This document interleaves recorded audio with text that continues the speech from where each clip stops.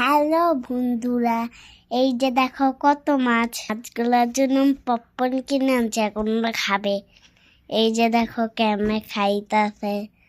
এতগুলো পুকুরে মাছগুলো থাকে, ওর জন্য আমি খাবার আনছি।